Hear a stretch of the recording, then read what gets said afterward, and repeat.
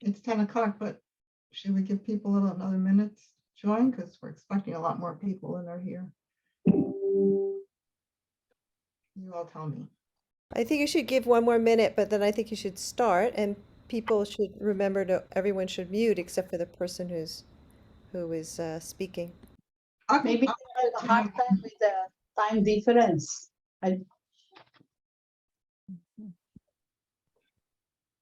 When I went on this morning, I noticed that there was a Zoom update going on. I mean, maybe that gives people, if that's happening to them, it gives them an extra time issue.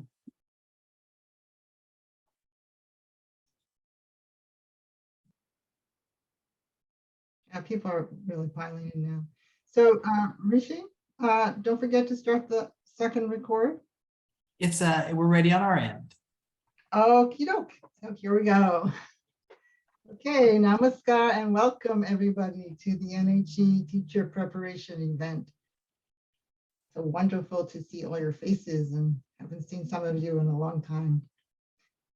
So you've all been invited here today because of your long-term commitment and your work and your interest in the development of Neo-Humanist education. Many of you are directors of schools and projects. Almost all are teachers, some of you are students. So during our discussion sessions, you'll have the opportunity to introduce yourselves to each other, but not this morning. So we can look around and see who's here. So this year we completed the first year of the Global NHE Teacher Preparation Program, and the program was offered and certified by Ananda Marga Gurukul through the Neohumanist College of Asheville.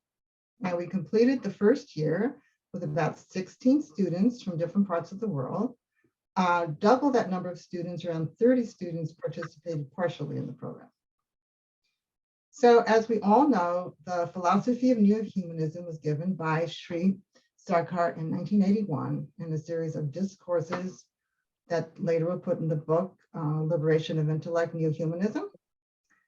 And so what the philosophy of Neo-Humanism meant for education was, hinted at, and some guidelines were provided, but for the most part, it has been up to all of us here to further develop both the philosophy and the practice of Neo-Humanist education.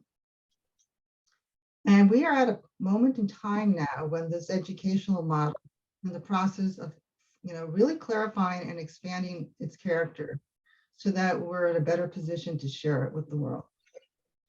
And so while it's designed around universal principles, Neo-Humanist education is also, adaptable and highly customizable for local languages and places. And that's a big part of it. And this process of clarifying Neo-Humanist education is a long-term collaborative effort that all of you have contributed to over many years, developing your programs. And we also had, 2 distance learning programs earlier and a webinar series, many seminars and conferences. But this new program, the Neo-Humanist Teacher Preparation Program, has made some important and further steps in that direction. And we're very excited today to share these with you. So we've gathered you all here today to share what took place this year in the program. In this first session, we will showcase the overall design of the courses. And in the second session, we want to hear from all of you, your feedback, your perspectives, so we can continuously improve not only this program, but all programs that are, designed to prepare Neo-Humanist teachers. So that way we can all continue to move together with this grand project of growing Neo-Humanist education. So I want to thank you all for attending, for your gift of your time. And if you have any questions during this morning session, please put them in the chat and we will try our best to answer them in the chat. You can also bring them to your discussion groups. So now I would like to invite Donna Shivananda, the head and Kulapati of Ananda Marga Gurukul, to please say a few words.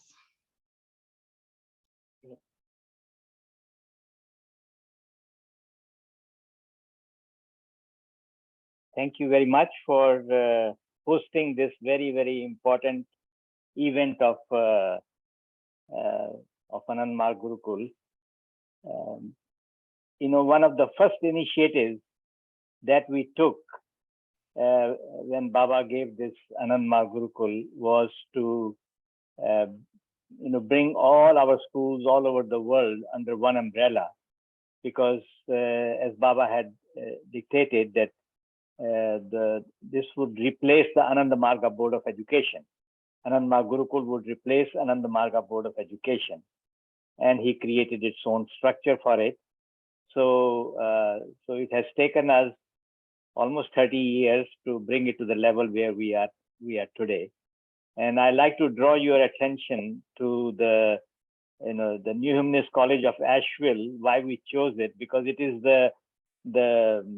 you can say the primary institution of Anandma Gurukul to date to bring Neo-Humanist education, and the ideas of Gurukul, before the world. So if you see in the mission of Neo-Humanist College of Asheville, there are 3 terms. One is compassion, curiosity, and community. So, and I think they draw their inspiration from the essence of Neo-Humanism, which is a love for all creation, and the inspiration, as it would manifest, through these different areas. So,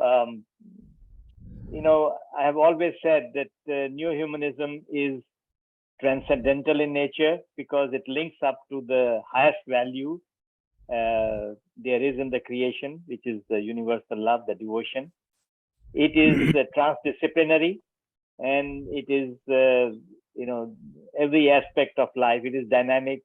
It is, so it brings together many different, thoughts from different disciplines as they would bear on the education of the, education system. And it is transformative in nature. So it's not something static. It is, Neo-Humanism is not something you just read in a book. It's something which is applied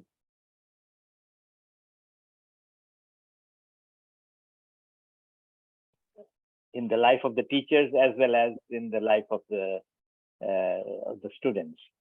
So I am very, very pleased and honored to have, Kathleen heading this entire program, and with such experienced and knowledgeable people who have been associated with us for the last few decades, to come together to implement this program.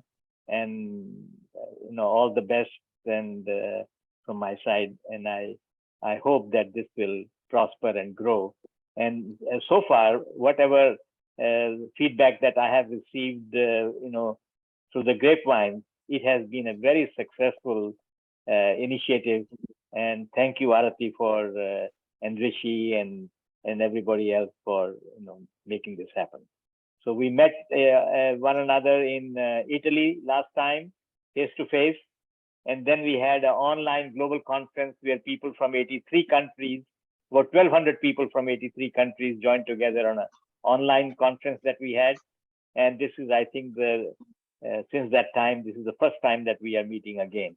And I really look forward to hearing all what has been going on in this program. Thank you. And namaskar. Thank you, Donna, very much.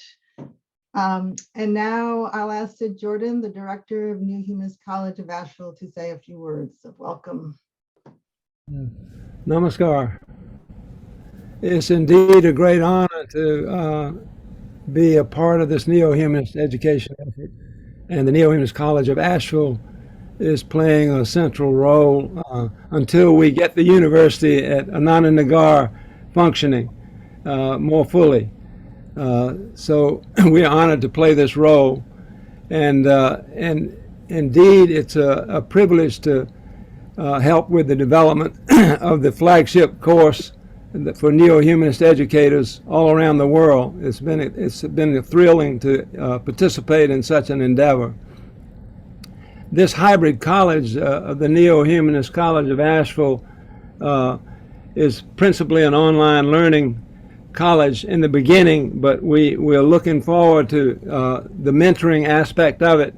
And that mentoring aspect will involve a faculty that's around the world in practicum work and projects that are existing throughout the world.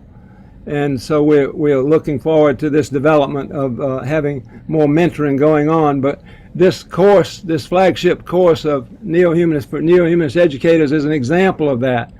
It's an example of people working in place and mentoring and being mentored.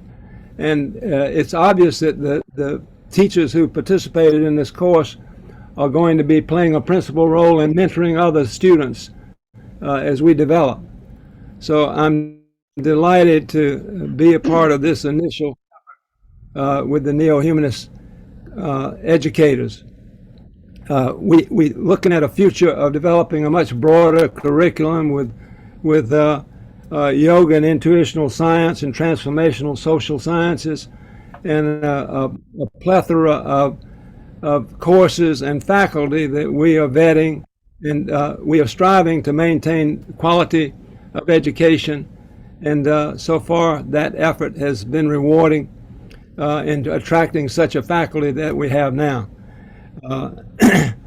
I'm going to also mention briefly the future that is in store for the Neo-Humanist College of Asheville. Will include humanities and arts, and that transformational social sciences with the leadership course that is now underway. So the future is very bright, and I'm delighted to be a part of this endeavor. Namaskar. Thank you, Vishwamitra. And now I'm going to hand it over to Kathleen Kesson, the director of this program, without whom this could never have happened. So thank you, Kathleen. Thank you, Artie, and greetings to everyone. Some of you I've never met, and some of you I haven't seen for a while since the last course. So it's great to be here. And really, I can't express my thanks enough to the people who've made this program happen. Artie, who really keeps us all on track and on time, and Rishi, who has been great with the technical aspect of it. Just everyone's been really fine to work with. I'm going to give a brief overview of the program itself as a whole, and I would emphasize that unlike many university teacher programs, this is not just a random collection of courses, but it really is a program that's intentionally designed to kind of be a spiral, to build on itself, and to continually relate back to early learnings and build the philosophy and practice of neo-humanist education. So we have our program coordinator. You can see the staff here on the right-hand side. Our aims, and these are, our aims have come from many requests all over the globe, and we've sort of synthesized our purposes. But we see ourselves as really examining the best practices that have already been developed over the years in neo-humanist schools. I'd say at least 30 years. We've created a teacher preparation program that compares and contrasts these practices with more conventional education approaches. And we're trying to situate neo-humanist education in a historical and philosophical framework. Alongside that, though, we are aiming to highlight what's really unique about neo-humanist education theory and practice. You all know that the practices have drawn from the Deweyan progressive tradition, Montessori, Rudolf Steiner, but really what we're trying to pull out now is what is truly unique about neo-humanist education. We aim to provide both solid theory and practical skills for the implementation of education. And as many people have requested, we're hoping to supply additional educational language so that neo-humanist educators who are writing grant proposals and seeking government support will have a kind of a common language to use in their relations with the public. Most importantly, our aim is to foster high standards, but not standardization in neo-humanist education globally. This is a huge task to create any kind of a educational platform that actually relates to the entire planet. Pardon? Without imposing any kind of standardization. So that's been a real challenge and an interesting task. A lot of people say, well, let's get a method or a curriculum. But our aim is to really help develop teachers who themselves, in collaboration with communities, can create their own education, their own pedagogy that is universally shared. And again, the biggest challenge is to develop a unique approach to education that nurtures universalism and what we have in common while valuing local cultural expression. So the program is not at this point accredited through any state governing bodies. Students completing the 2-year course of study receive an entry-level certification through Ananda Marga Gurukul. And we have deliberately focused on early education and primary education, just because that's what most people in Ananda Marga are doing right now is early education, with the hope that teachers can work in a neo-humanist school or perhaps a community-based program like refugee education or different projects like that. We do follow a traditional semester format, but we deliberately made the courses only 8 weeks long. So one academic semester could have as many as 4 courses in it. And the sequences really are, the first semester is the foundations. And in education, the foundations are philosophy, psychology, social theory, and history. And then the next 2 semesters are really curriculum and teaching, classroom practices, followed by a capstone semester, which we'll talk a little bit more about later. And I have to say, we have learned a lot this first year. I think we overdid it the first semester. Students took 4 courses. It was really intensive, as any of them will attest to. And I think we then went through a process of figuring out what's really manageable, given people's schedules and time, what's doable. And we've adjusted a lot based on student evaluations and our own perceptions of what's happening. So who are our students? This has been an interesting one because we weren't really sure who our students would be, but they seem to fall into 2 categories. And the first, the professional development category, includes experienced neo-humanist educators who've been working in schools for many years, but who want to sort of refine their skills, reconnect with other neo-humanist educators, and clarify and expand their own philosophy and practice. And we've had a number of those people who have added so much to the courses. We've also had students who are advocates for neo-humanist education, not necessarily teachers, but they're looking for communication skills and enriched content understanding so that their dialogue with the public can be improved. And then we also have experienced school directors and educators who are seeking to really get better at training, I put training in quote marks, teachers who are new to neo-humanist ideas. As you know, many neo-humanist schools hire teachers from the community and who aren't necessarily grounded in the philosophy or practice. So that's the professional development, but it's also a preparation program for people who have not been teachers. So it could be teachers in neo-humanist schools who maybe have a degree from a conventional program, but haven't developed the theory and practice of neo-humanist education yet. It can also include experienced spiritual practitioners who want to become teachers, or experienced teachers maybe in a public school who are seeking a more holistic approach to educating young people. And we're hoping that we get more and more people like that as time goes on and the program gets known. So this is kind of old news to many of you, but just so that we kind of all get on the same page, I've contrasted here conventional education and neo-humanist education. just to give you a sense of how we focus our energy.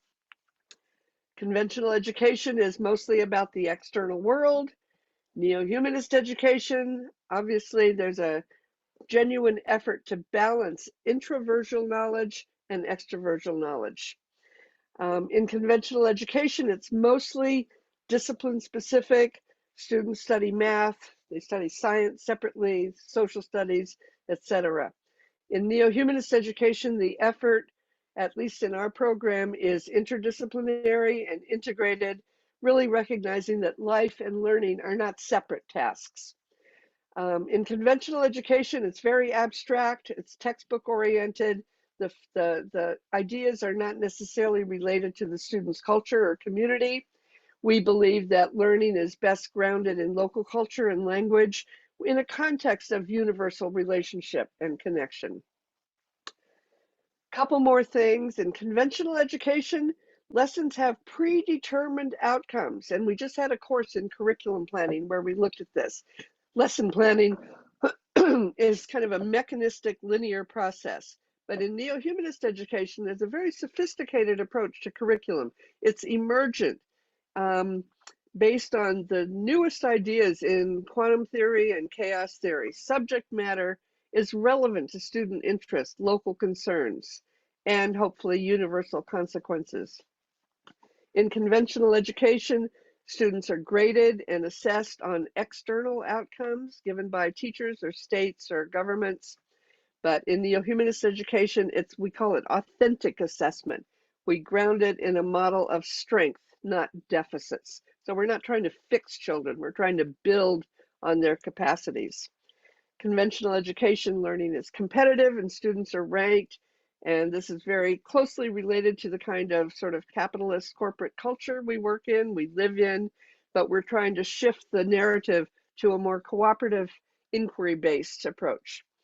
And perhaps most importantly, conventional education claims to be value-free. Of course, we know it's not. It's projecting a particular kind of values, but in neo-humanist education, we look at the values of yama and niyama as the basis of character development. So some program highlights. We have 4. We have lots more, but these are the 4 I chose to focus on today. The first is really a holistic approach. Holistic education has been around for a while, but it's never been really developed in terms of what it means to educate body, mind, and spirit. So we focus on the wholeness of the individual, balanced attention to all the dimensions of the child.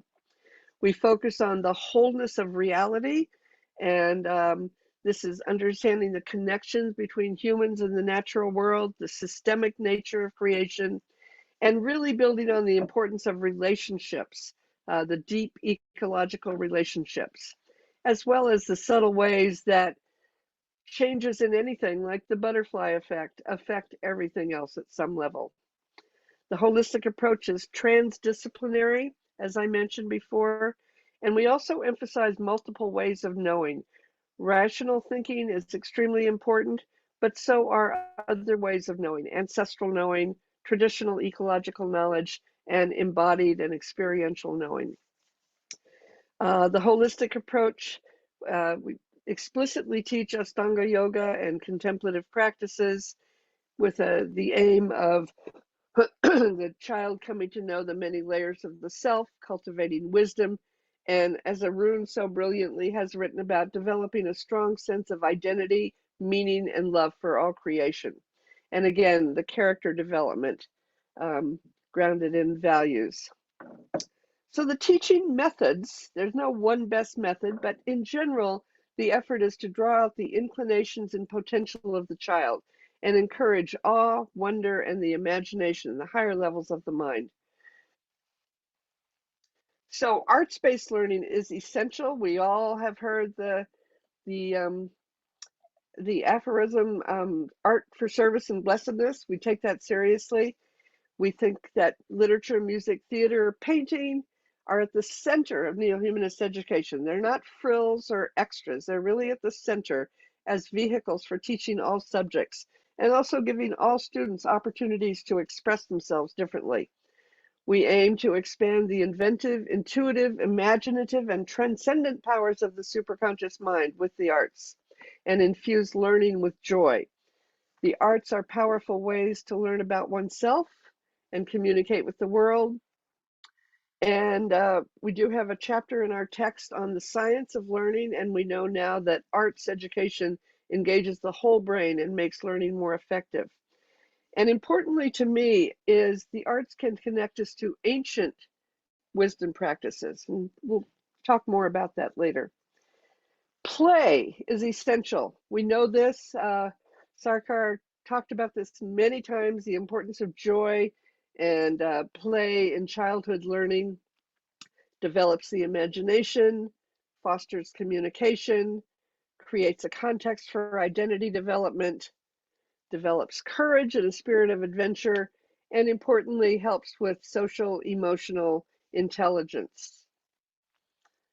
Place-based learning is happening to some extent out there in the world, but we're really focused on it because essential to neo-humanist education is developing relationship with non-human nature. Animals, plants, sea, sky, microvita. We aim to cultivate the love for all species. So in all of the curriculum work is this aspect of how do you create loving connections. Children need to learn how to live sustainably in harmony with the biosystem.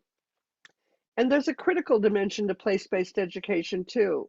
With the colonizing of the world, there's been great displacement of place. Places have histories, they have heritages, and it's usually about power, who lived there, why do they not live there anymore, and why this is important. So there's a social dimension to place-based education as well. And it encourages the development of social and ecological problem solving, which obviously is very important right now. So place-based learning is active learning. It's often outdoors, but not always. Students are engaged, they're having experiences, it's interdisciplinary. It's all the things that we hope education would be. And most importantly, probably, it really connects to the local community. So often place-based education has elders from the community and parents and families participating in education. And maybe most importantly, it's fun. So there is a textbook that accompanies the courses I'm writing, and there's what we call an anchor text, which is a chapter for each course. And the chapters then will be consolidated into a textbook, hopefully published in 2023. These chapters are completed, and I'm happy to share them with anyone if they want to see a draft, and look forward and welcome your feedback if I've missed something or really need to look at something that I haven't looked at in the chapter. So so far there's 8 chapters finished, and again, hope to finish them all next year. Whew, I hope I didn't talk too fast. We're under strict time guidelines here. But at this point, we're going to feature each of the faculty giving a brief look at their course. Now, some of you took all these courses, so it's old news to you. But I hope you'll appreciate that we're sort of trying to get a lot of people on the same page to understand what we're doing and hopefully become advocates for the program. The first semester, Didi Devapriya and I taught 2 courses that we meant to sort of be in tandem with each other. I thought it would be very important for students to do a close reading of the primary text, Liberation of Intellect. And Didi is so well versed in this text that she agreed to lead the course in that text. So she's given us a video to play, and Rishi, I will stop sharing my screen and you will put Didi up now.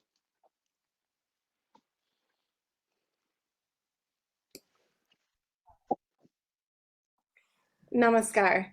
I'm sorry I can't be with you live, but it has been such an honor to be part of this really groundbreaking experience of this NHE college course. And so I'm it's been really interesting and exciting to meet such a motivated cohort of kind of pioneers who are doing this for the first time.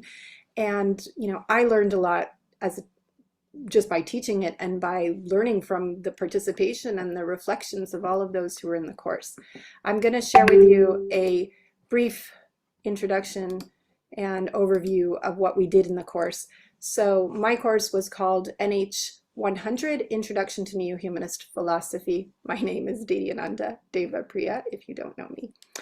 And what we did was to, you know, even before going into neo-humanist education, it's really important to understand neo-humanism as a philosophy. That is the why that guides all of our other decisions about the how we do things, the methodology, the where we do things, the teachers, the qualities we're looking for. But the base is a clear understanding of neo-humanist philosophy and what is our goal in education. And so what we did is to do what's called a DEJ, double entry journal. We did a very close reading of this seminal book of neo-humanism called Liberation of Intellect. And the participants took paragraphs, quotes that they resonated with or had questions or wanted to explore further, and then did critical reflection. So they took a quote, and then in the corresponding side of the table, they would do a reflection. So all of those of you who were in the course know what a DEJ is for sure by now. And that allowed for a lot of interesting exploration of ideas. We started out with just the foundation, you know, that why is it important to understand neo-humanist education? Sorry, to understand neo-humanist philosophy, because this is what gives us the base to really make our movement coherent, to make it innovative, and to give that flexibility for creativity and adaptation according to time, place, and person when we have that clarity. Week 2 was looking at the concept of human potential in neo-humanist education, because with neo-humanist education, we start with the goal in mind. What kind of human being are we trying to nurture and develop? And when that idea is clear, that also gives us a lot more clarity in education. Now, there's a differentiation between the concepts of human potential in Ananda-Marga philosophy, which is the tradition that neo-humanism, you could say, is most related to. But, you know, like Brahmachakra, layers of the mind, Dharma, pinnacled psychology or biopsychology, Astanga yoga. However, these were not the terms used in the liberation of intellect. In the liberation of intellect, there's also a concept of human potential, but it's related to the idea of devotional sentiment. Very interesting, because it does give us a common ground then to talk about something that everyone can relate to from all different cultures, even cultures that aren't explicitly theistic, because it's talking about a sentiment, it's talking about a feeling, and that feeling is universal across cultures. It's the peak experience of human beings to experience transcendence. And so that's the vision of human potential that we discussed. Week 3, overcoming barriers that divide us. What's the antidote to division, doubt, suspicion, mistrust? What's the role of, you know, how you can overcome those divides with authentic friendship, with seeing the universality of the human experience while at the same time honoring diversity. Now, next we went into the spirit of solidarity with all beings, not just inclusion of, you know, diversity on the level of human beings, but how can we really think about not only human interests, but the collective welfare of the planet? How to counteract the tendencies towards individualism? How do we create those values? How do we explore them in ourselves? How do we overcome sentiment and emotion? What are the differences between that? Individualism versus collective welfare. Then we moved on to the regulating role of rationalism in neo-humanism. This was actually quite a fun class because we organized a debate, and I would definitely include that in the future, maybe even more of them, because it was a great way for the students to really put into action rationalistic mentality and to exercise it by arbitrarily taking two different sides of an argument. So we looked at how that is so important for being able to overcome the power of geo and social sentiments, which are so rooted in our humanness. They're just inherent to everybody. It's not just that some people are less evolved and they have them. We all have them. And how do we deal with developing our rationalistic mentality when there is so much disinformation, misinformation, distortions, etc.? How to navigate that landscape? How do we identify faulty thinking, fast and slow thinking, logical fallacies? Week 6, again, looking at a deeper dive into diversity and inclusive education now, and into these concepts of the importance of diversity and inclusion have been around for a while. They've now made it an even cooler acronym: justice, equality, diversity, and inclusion. And what's our neo-humanist take on that? What are we adding into that? And I think it is this more expansive understanding of justice and equality, of not just including human beings. So we also looked at how the activist role of the educator, we can either be a simply reproducer of the existing culture and status quo, or can be right at the cutting edge and helping to be a voice for overcoming exploitation. And lastly, we looked at how to bring this into personal practice, personal transformation. This, of course, includes the inner side of cultivating a spiritual practice, but we also looked at that isn't by itself also not enough. It's not enough just to be dedicated to diversity, inclusion, ecology, and all of those great things. The inner practice is what really gives that a strong root and grounding. And at the same time, just doing a meditative type practice, a spiritual practice, prayer, whatever it is, does not automatically make people neo-humanist. That to overcome sentiments, to develop rationalistic mentality, it's an effort. Just the way to integrate a spiritual practice requires effort. Same with the social sadhana, or social effort to move from imperfection to perfection, is necessary. So continuous work. But this is then what leads to the blossoming of Neo-Humanism. So it was a really exciting journey to be part of. Very proud of seeing how all of the participants in the course really, had some more insights and internalization of these principles. So I look forward to your feedback and continuing to develop the course. Thank you so much.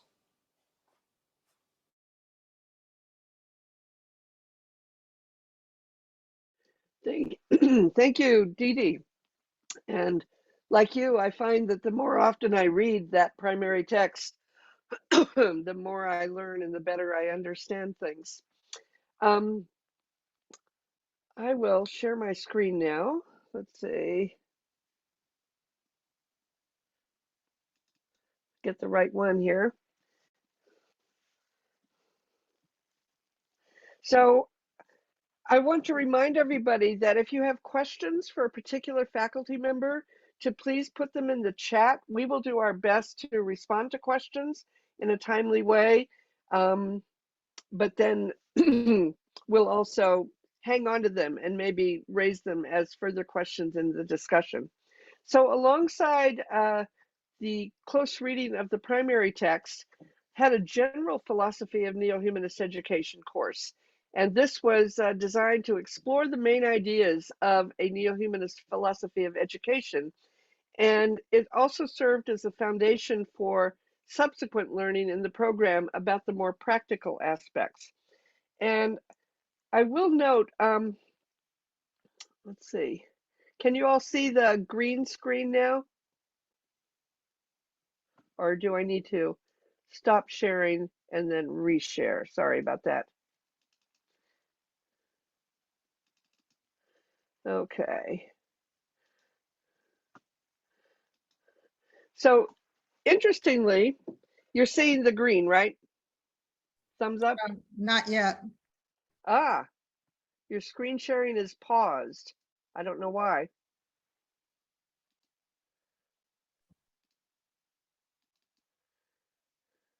It's only black. Yeah, I'm going to stop it and start You it have, again. you have to close the other document. Sorry about this. I had this problem the other day. You have to close the document that you were sharing before you can open another one. Could you also have Rishi just share it on his? That's all right. How's that? Nope, No? not Uh-uh. there. Oh my goodness. There Yes. Now we Okay. can see. Okay. I was educated as an educational philosopher, but interestingly, hardly any teachers study philosophy anymore, which I think is a problem. And another problem is that I can't seem to move this. There we go. So why do we need a philosophy of education, and what questions does it help us address? Most teachers currently are just taught methods. They're not necessarily taught philosophy, but really a philosophy of education teaches us to think. Are you running this, Rishi? Yes. Oh, okay. That's why. So there's four main categories that Sarkar talks about. Actually, there's six, but in this course, we looked at four main categories of philosophy. The big questions: is there a creator? How was the universe created? How do human beings fit into the plan? Importantly, a question that nobody's answered really well yet: what is the relation between mind and matter? And do I have a soul? Advance it, Rishi. We looked at epistemology. Big word, really, that really is just about theories of knowledge. But we asked the question, what is knowledge? How is knowledge constructed? What are the sources of knowledge? What is thinking? And what's the relationship between reason and intuition? If teachers really don't ask these questions about knowledge, they're generally able to be controlled quite well by governments, by the state. They're simply told what to teach and how to teach it. But we want teachers who really understand where knowledge comes from. Next slide. And we studied a category called Axiology, which includes both ethics and aesthetics. And I would note here, I think we all would agree that neo-humanist education is an ethically based or a value-based educational process. So we ask deep questions about ethics and aesthetics. What do we consider to be of worth? What constitutes the good, the true, the beautiful? Do created beings have inherent worth? This is a very big question for thinking about the connections between species. If so, how should we live? What are my values? And what is art for? Advance the screen. So those are big philosophical questions, not necessarily educational ones, but they give rise to educational questions. What should be the aim of education? Importantly, what is the role of culture in the educational process? How do children learn? Do they learn just by being told things and having to memorize them? Or is there another dimension to learning? We ask, what is the appropriate role of the teacher? And what is worth knowing, and who decides what to teach? This is a very big question. Mostly at this point, curricula are national. Governments and business and the corporate world are deciding what to teach. So we need to ask ourselves that question: who decides what to teach? Advance the slide. So I thought it would be interesting for people to know a little bit about the main philosophies of education so that neo-humanism could take its place among them. So the one important one is perennialism. This is from the time of, the ancients. It's very abstract. The authority lies in textbooks and tradition. And there's this idea that knowledge is transmitted to recreate the culture. Next slide is behaviorism. You may have heard about Pavlov and reproductive theory. This theory believes that the child is a blank slate and they can be socialized with the values of the culture. It's extremely utilitarian, was very popular, still is in the United States, trying to inculcate the child with the dominant cultural values, knowledge, and skills. And it aims to eliminate differences in human beings through standardization of knowledge. And I like the little graphic over here about the education system as a factory. Still the dominant philosophy. Romanticism had a brief fling in the 19th century. Child-centered philosophy, this is where the ideas of Steiner and Montessori and Pestalozzi emerged. This idea that the inner experience of the child was important.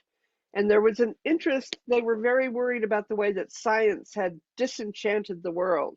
So they wanted to make sure that the mystery and the magic, remained in the world. The focus was on developing imagination, wonder, awe, inner wisdom, poetics, and this idea that knowledge was inborn, that people were born with innate knowledge and education should just draw out that knowledge. So somewhat influential, but not terribly. Pragmatism and progressivism. This is very much like John Dewey and the progressives, this idea that knowledge is neither innate nor external, but it's an interaction or a construction between the inner and the outer worlds. So the curriculum tended to include a lot of learning by doing, carpentry, cooking, nature study, the idea that people construct knowledge by reflecting on the experiences they have in the world. And there's an emphasis on democratic living, inquiry, cooperation, and problem solving. And finally, toward the end of the 20th century, people looked at progressivism and said, well, this is all well and good, but it doesn't take into account the way that power, especially corporate power and government power, has resulted in many people being marginalized or oppressed. So critical pedagogy was an effort to look beneath the surface of our taken for granted understandings about democracy and human experience and begin to really question dominant assumptions about race, about social class, and gender. Paulo Freire was a very important figure in critical pedagogy, examining the issues of oppression and domination and a strong commitment to social justice and ethics. Next slide.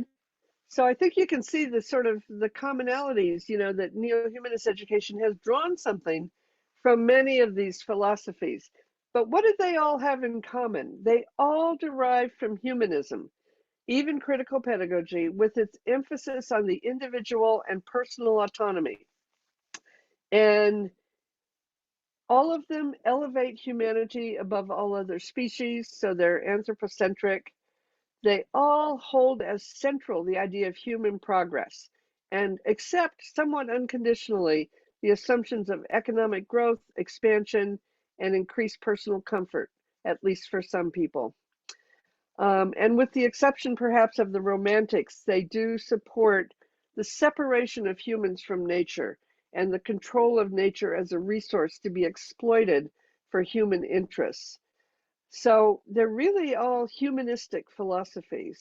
So advance the slide, and in the 1980s, there began to be a challenge to the humanistic philosophies, not discarding them, but trying to integrate what was best from them.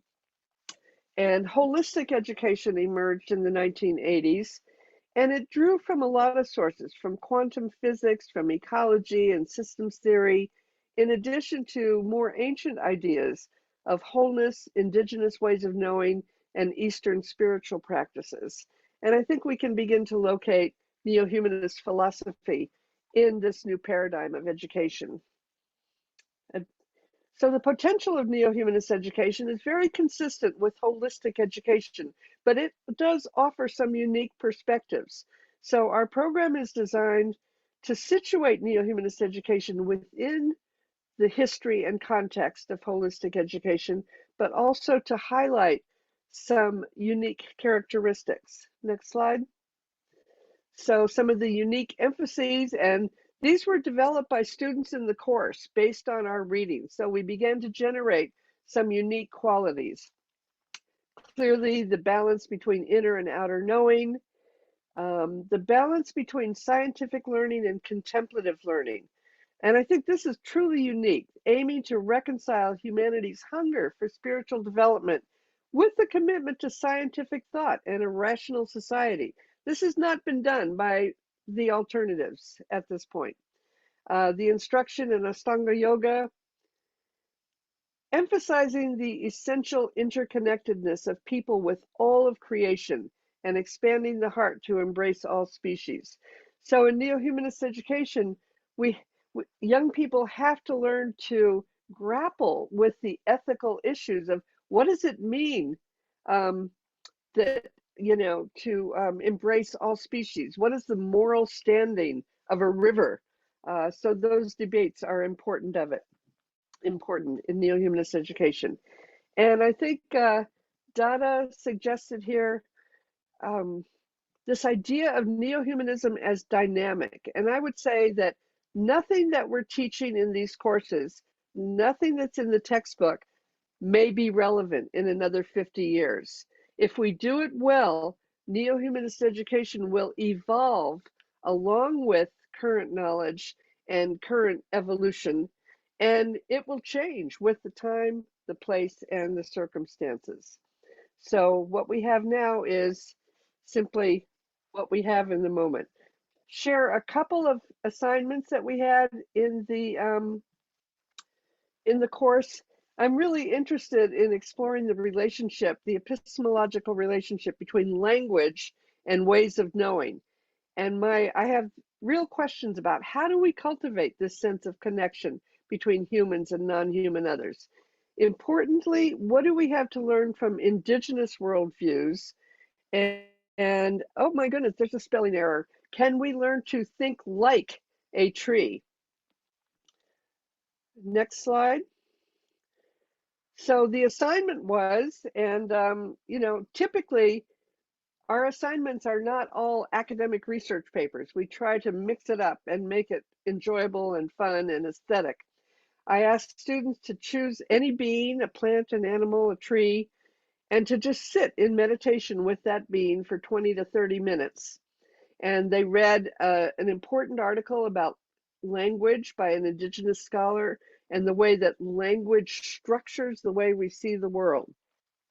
And after they did this connection, to use poetry, music, or art to describe this being and their relationship with it, and then to share that with people. So you can see in the issue 53 of the Gurukula newsletter, Didi Ananda Tapamaya wrote a wonderful piece about this assignment and how she connected with a small lizard. So please read that if you get a chance. And the culminating project was met the requirements for both Didi Ananda Deva Priya's class and for my class. And we gave them many, many choices. It asked the students to apply what they learned about neo-humanist education in any way they chose fit. It could be a chapter to a school handbook. It could be an article for a journal, a slideshow for teachers, an arts-based project. It could be anything. And people turned in just wonderfully creative projects. And I just highlight the one that was a group project by our Portuguese students, Damini and her group in Portugal. And they started a project of bringing parents and toddlers and young people together once a week for neo-humanist educational experiences in the wilderness, ecological, artistic experiences. And next slide.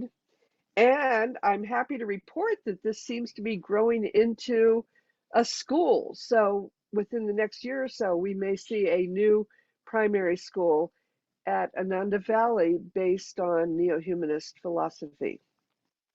So that is my course. And I will close this screen and try to get back. Sorry, we have a little, oops, sorry about that. Oh, Rishi, can you take us back to the question so I can introduce our next speaker?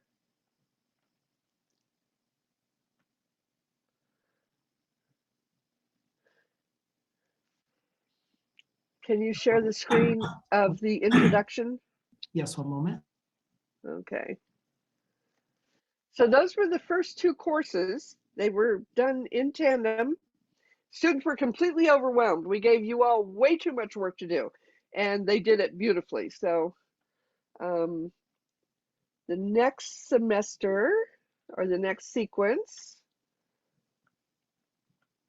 Rishi's looking for it right now.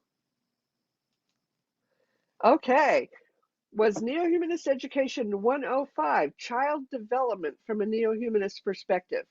And this course was taught by Rekha, and it explores and places child development concepts and theories in the context of neo-humanism. So recognizing that some of the theories of child development were not adequate to neo-humanist education. So now we will turn it over to Rekha.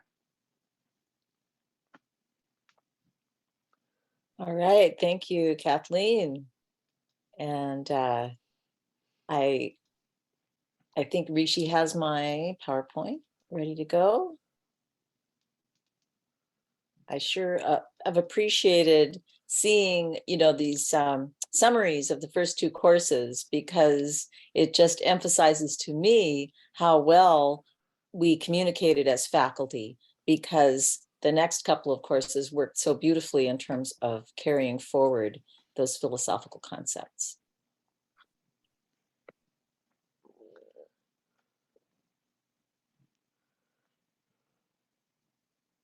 Do you have my presentation, Rishi?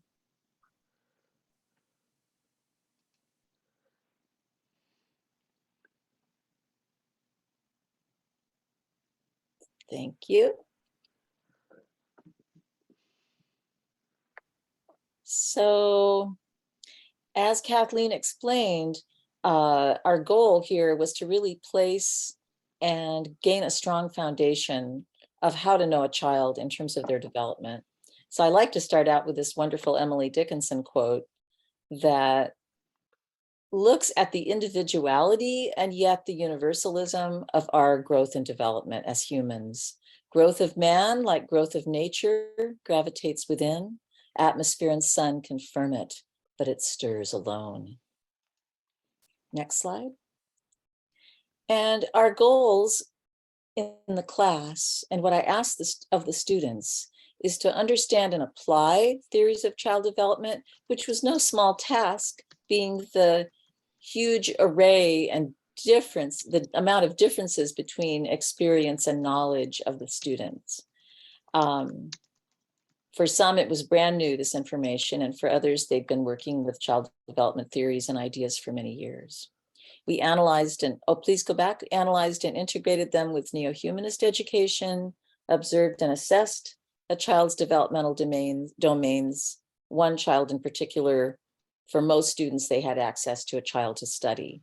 And finally, we learned how to plan and implement a developmentally appropriate activity. It's not enough to say, I want to do this activity and this idea in my curriculum with children. It's how does it fit with their level of development? So I wanted them to do that. And in conjunction with the other course that Vishala and Vishwamitra were teaching, we coordinated that final project for them. Next slide. So why do we want to study child development? Why do we want to know so much about that developmental process? because we can gain insights and appreciation for each age and level that we're working with. We can learn to develop appropriate activities and lessons. We can learn through observation and assessment techniques that amazing detection of that learning process and that growth process that children go through. We can learn to communicate with families regarding their children's growth. We gain tools for solving issues and concerns, understand and relate to our own selves and others, and finally place the child in context with their family, culture, and community. What are some of the downsides to the traditional field of child development? And Kathleen touched on this as well. Many of the theories have a Eurocentric bias and an individualistic bias, in terms of humanism. The norms and standards that were developed can encourage unfair comparisons between children. The scientific thinking may ignore intuitional and spiritual insights. And finally, there can be an emphasis on that individual out of the context of their culture. Next slide. So how did I approach this for 8 weeks? Oh my gosh, I think most students will tell you it was overwhelming. But I looked to Margaret Mead, our famous anthropologist, who says, if one cannot state a matter clearly enough so that an intelligent 12-year-old can understand it, then one should remain within the cloistered walls of the university and laboratory until one gets a better grasp of one's subject matter. I've been studying this field for 50 years, and what a wonderful challenge to put things into a simple perspective for everyone that could clearly understand it, to get away from that kind of jargon of professionalism. And I encourage others to gain that skill. I used a number of texts and resources for this course, as Kathleen is talking about her book, Chapter 3, The Development of the Child is what we used.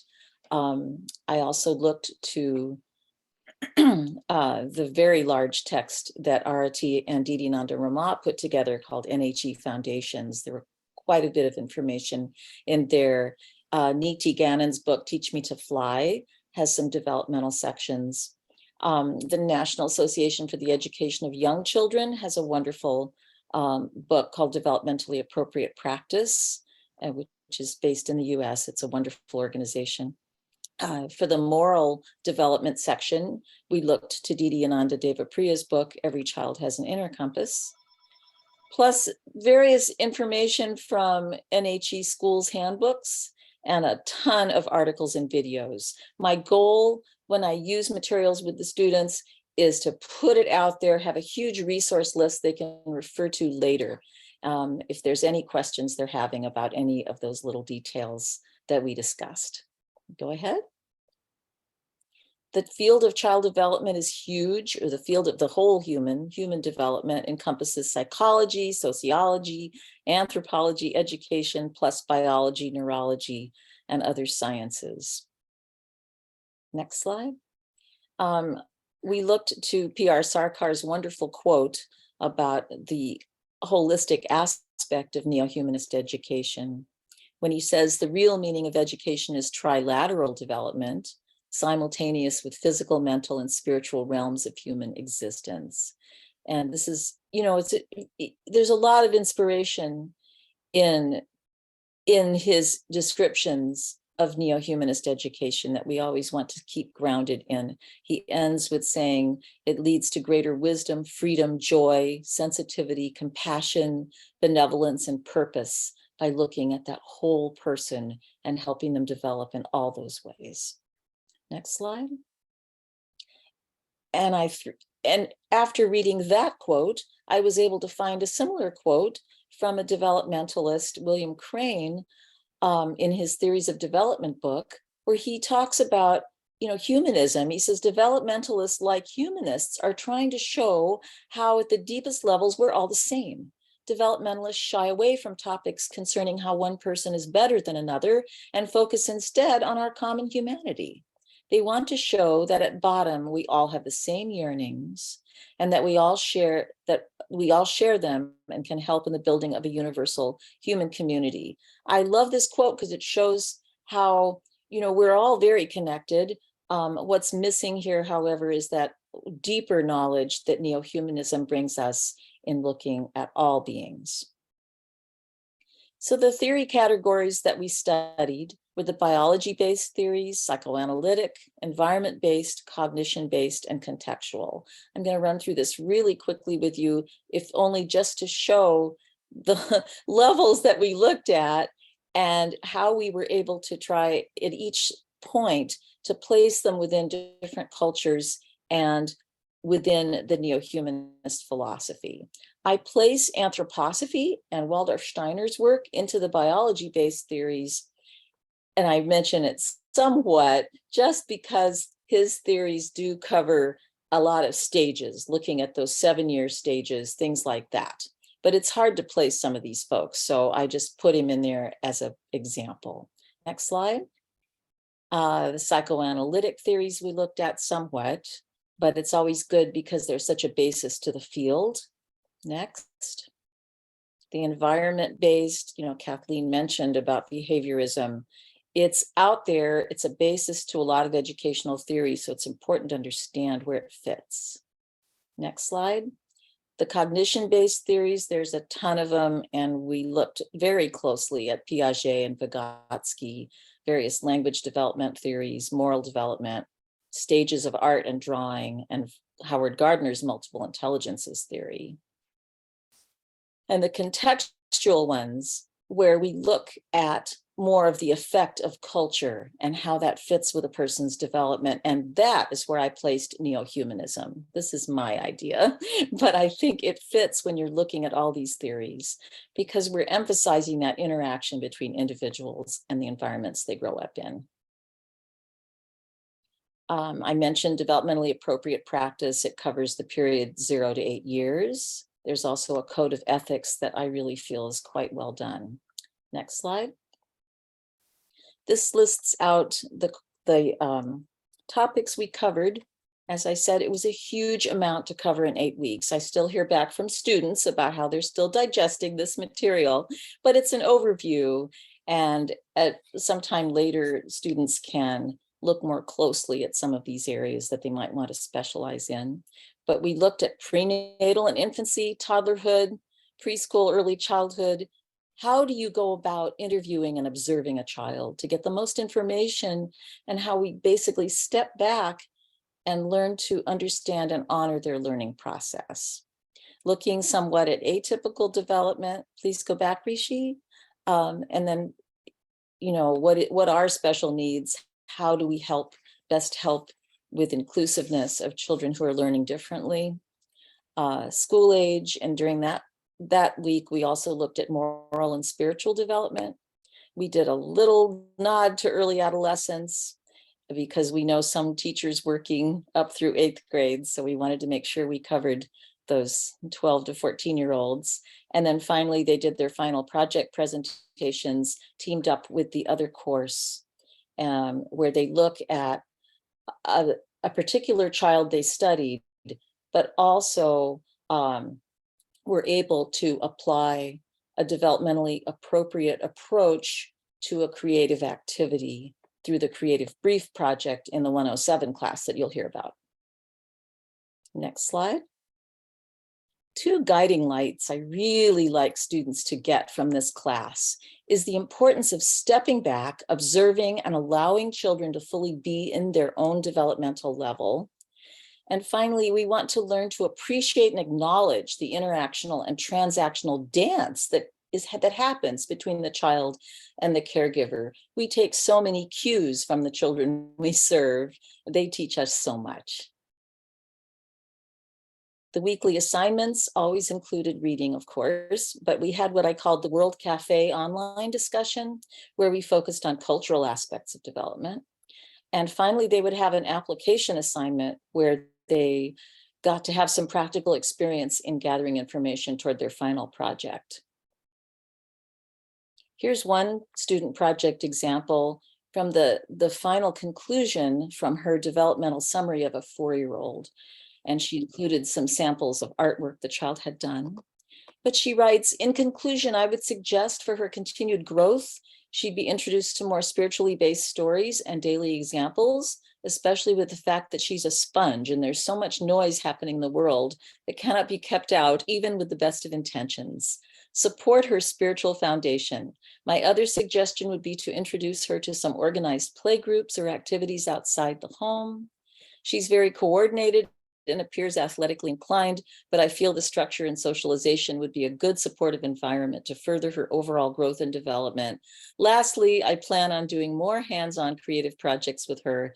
I know from conversation with others that she enjoys painting and creating. With Play-Doh, I would like to facilitate her creativity and help her develop greater confidence with her drawing and writing skills. And for students who did not have access to children, I encouraged them to do an actual research project. So this student did a fabulous research project on the effects of improvisational music theory on autistic children. And next slide. And this student, this is Alita from the River School in Australia, who is the art teacher. She did a research project on what's called clay field therapy, which she was specifically interested in using on an 8-year-old child that she was needing to reach. This child has special needs. So she was able to talk quite a bit about this particular kind of therapeutic work with clay and how she used it. So just a few small examples of what we did in class. And if you have any other questions, please feel free to ask.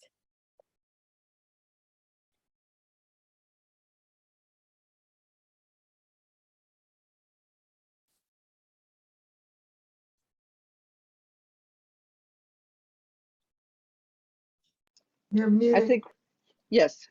Next course is NHE 107 with Vishala and Vishwamitra. And I will tell everybody, we all need to hasten things up a little bit. We're running behind schedule. So with that, Rishi?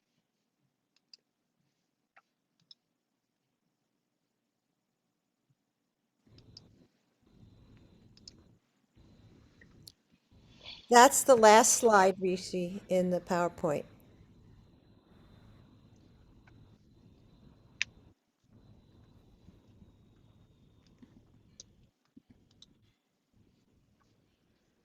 There we go. Greetings, everyone. As with the course, Sid and I will be kind of going back and forth. I think we're the only course that we sort of coordinated together, two people coordinated together to teach the course. And this course was named Teaching from the Inside Out. And so we started, our main theme was, we could go to the next slide. Our main theme really revolved around our own sense of ourself and our spiritual and practices and our sense of belonging and how we reach that into the systems of the classroom at the end. I'm not going to read all the weeks, but you can take a moment to peruse them. We're not going to go week to week. We're going to just provide some highlights of the class. But we did use a lot of texts that were P.R. Sarkar's text, and then we also integrated a lot of other things in with that. Let's just go to the next slide. Okay, we're going to stay here for a second. I know Kathleen said to slow down, to speed up, but I am going to just slow down for a second. And we've heard a lot of speaking, so I'd like to just invite everybody to just take a moment and take a breath in and out.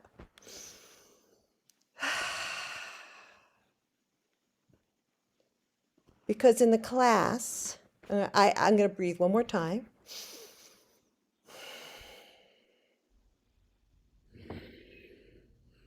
In the class, we really started by creating a container of belonging. And we use Google Jam and an exercise, and this is all the things the student brought to the container of the class or might need from the class. So I want to invite everyone to just look at that for a second. because now we're creating a new container amongst all of us who are seeing what's next and how we're going to take this and now grow it. So let's just take a moment to look.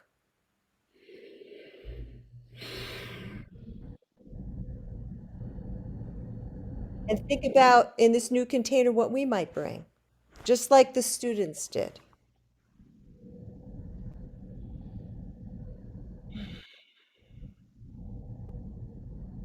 Maybe if you want to write in the chat what you could bring to this container, or what draws you in from this container that the students had. It's quite a beautiful container.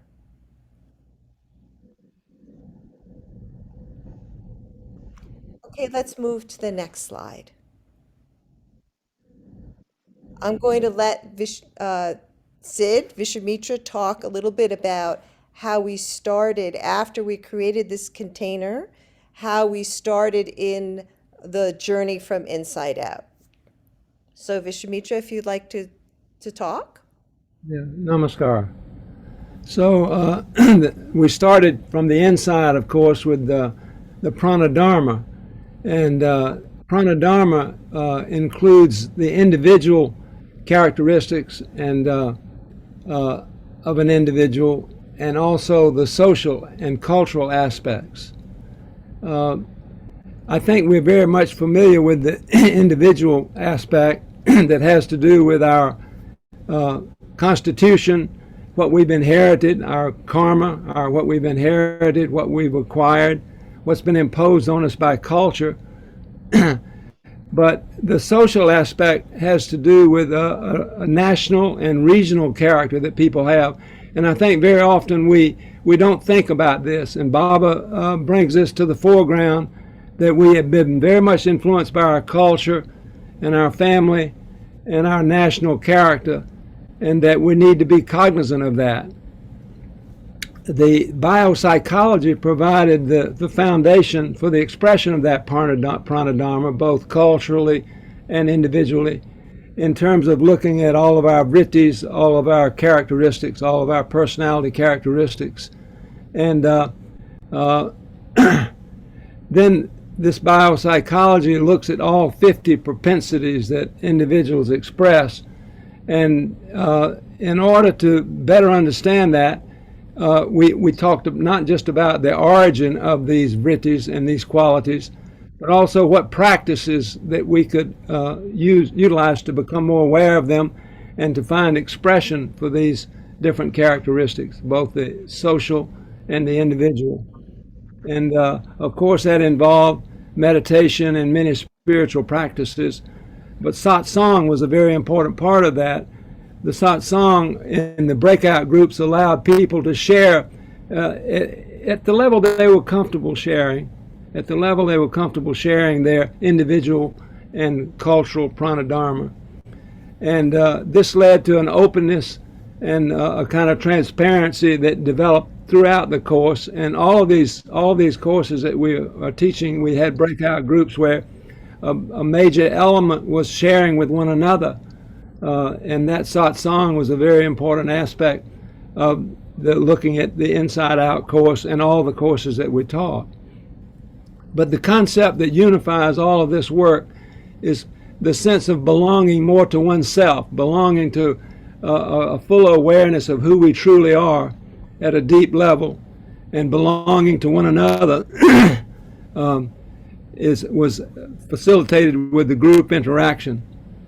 And in the end, the deep practice of spiritual practice of meditation gave us a sense of belonging to supreme consciousness, belonging to the divine, the divinity within us, not a concept of something that was external to us, but was within us and is in every particle of the universe. And so that sense of belonging was the overarching phenomena that was occurring in this looking at both individual and cultural pranadharma. Namaskar. Next slide, Reese. So Vishwamitra is explaining something that went over for, a process that went on for 3 weeks. and that it included in class work and at homework and sharing work and experiential. A lot of our class was based on an experiential approach. So then when it got kind of passed back to the classes that I facilitated, we started with some ways of knowing that you see have already been introduced in the other courses, but thinking, feeling, sensing, intuiting. So it's one thing to talk about it, but it's another thing to really experience. So we started that with a heart stilling, feeling, and sensing exercise in which we had a way that we experience the way we breathe and our heart and feeling with it, and then express that in art, and then shared it with each other in breakout groups and then in the whole group. So it's not just talking about it, it's actually the experience of what it is to feel and sense and think and intuit. So some of these exercises happened during class, but also outside of class. The next slide, please. And one of the vehicles that we used was something called a creative brief. And this is the only thing I'm going to read. A creative brief is a document that carries the energy of the creative challenge of the group.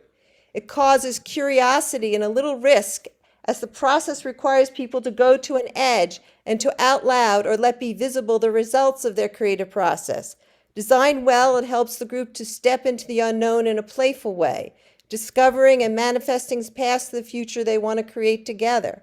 And this explanation comes out of systemic education in their base camp resources. And there were lots of examples, both as resources for students, as a base. For example, that heart exercise has a creative brief that students could read. All the examples that were given also had a resource for students to look at or a videotape about it that they could watch if they were asked to do it outside of class. And the creative brief components have breakthrough questions or purpose. That's a whole explanation about what a breakthrough question is that we don't have time to go into. Stilling exercises and/or a guided imagery or meditation, and a creative activity or a systemic exercise, which again, we don't have a lot of time to go through what those are, but just to give you some general sense of that there is kind of a structure to them. The next slide, please. So here is an example actually of a creative brief, and this was given as a homework assignment, but there was a video that went with it that sort of walks students through the process. And you can see that purpose or breakthrough, breathing, stilling exercise, and systemic art exercise are part of this. And this was an exercise in which the students got in touch with their own family system of support, which was interesting because we had a lot of acharyas in this course. So the idea of family, it has a wide, a Neo-Humanism could have a wide view. For some people it was specific to their mother and father and their brothers, and some people it was a greater view of quote unquote family.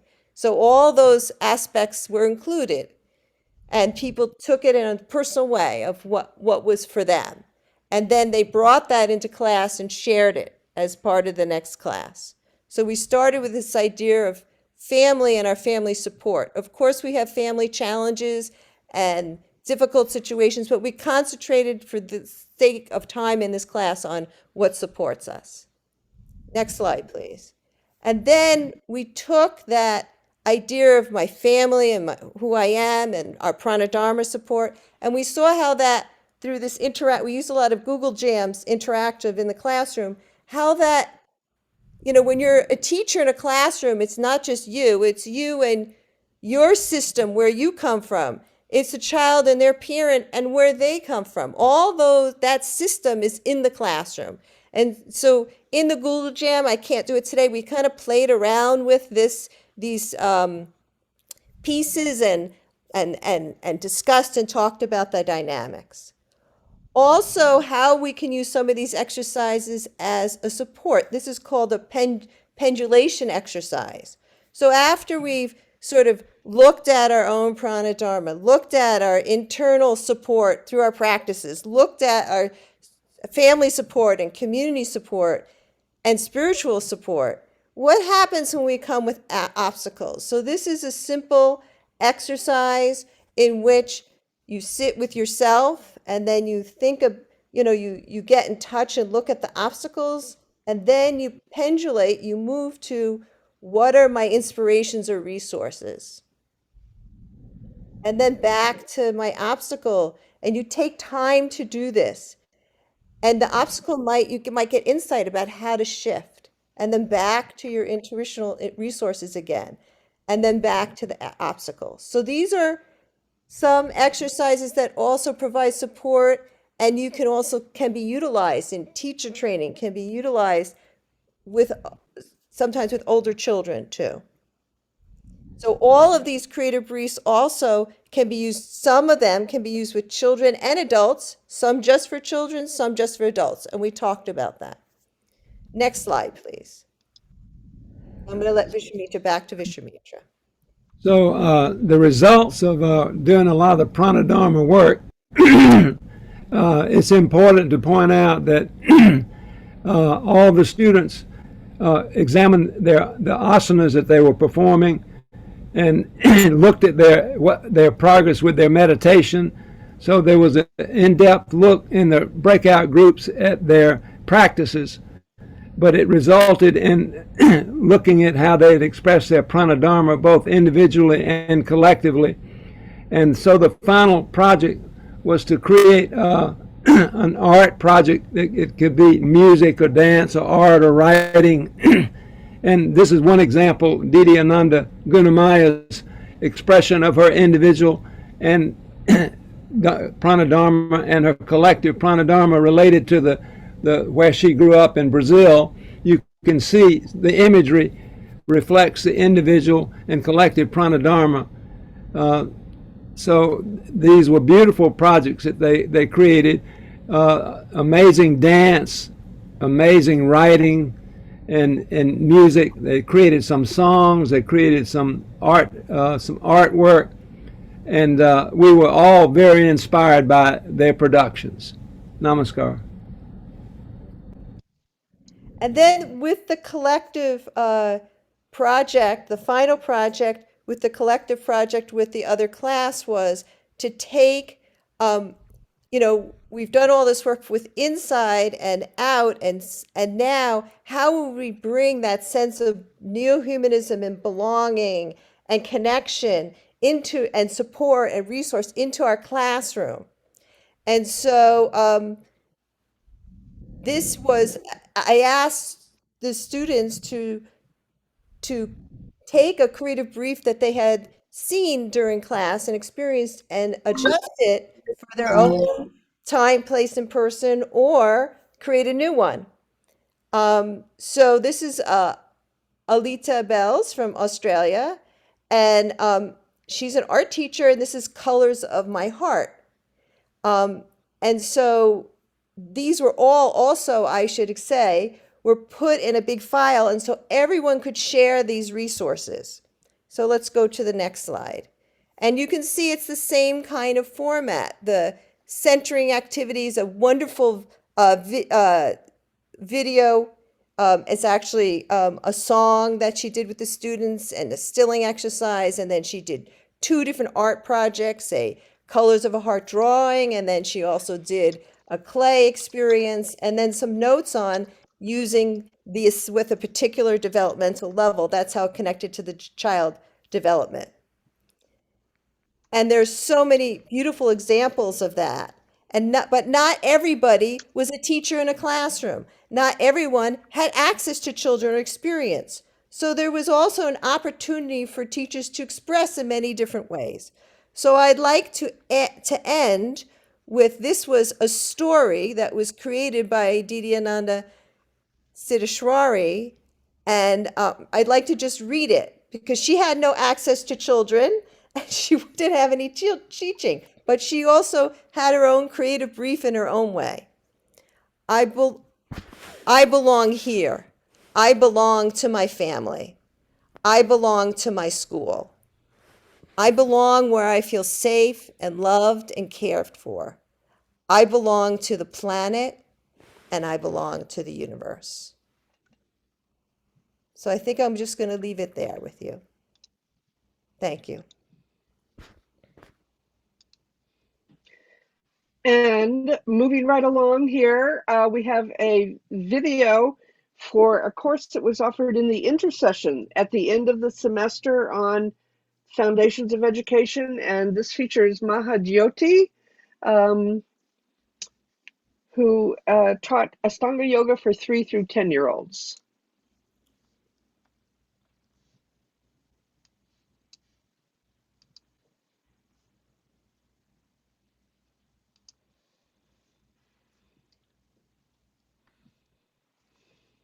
My name is Mahajyoti, and I teach the course on Ashtanga Yoga for 3 to 10-year-olds.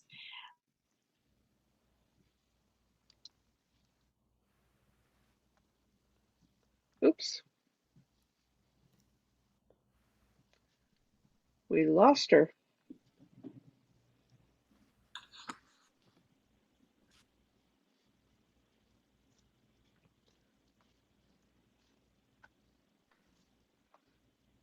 My name is Mahajyoti, and I teach the course on Ashtanga Yoga for 3 to 10-year-olds. And my biggest challenge was to figure out how can we take these Ashtanga Yoga adult practices and transform them into interesting, exciting, and fun experiences for the young child. And so this was the infrastructure of learning for our class, the Ashtanga Yoga Reflections book with the I Love Yoga book, the Ashtanga Yoga Dream Journal, and the breakout rooms, in addition to attending each class. So these are them. This is where we need to redefine and reshape Ashtanga Yoga for use in neo-humanist educational environments in a way that's age appropriate. And here are the Socio-Emotional Foundations. And so each participant chose one jhana or niyama, and there was one experiential activity that they selected to share with someone in a breakout room. And here we are. Each branch of Ashtanga Yoga holds within it a variety of experiences that possess tremendous therapeutic value. And this is supported by clinical research, and asana is no different. So one of these aspects is story yoga, and we shared some of the foundations of storytelling through yoga and how it supports the young child in overcoming fear, building confidence, and engaging in new adventures. So integrating affirmations.